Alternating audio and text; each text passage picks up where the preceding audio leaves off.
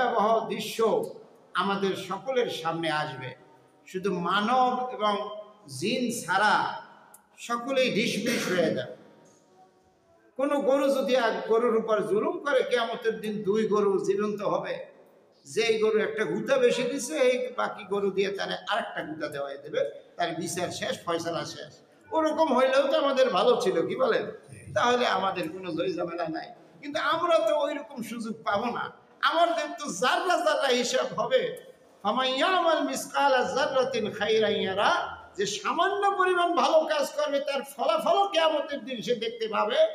ওমাইয়ামাল মিসকালা যাররাতিন শাররান ইয়ারা, সামান্য পরিমাণ অন্যায় করলেও কিয়ামতের দিন আল্লাহ যদি চায় তাহলে তার কুফল তার ভোগ করা লাগবে।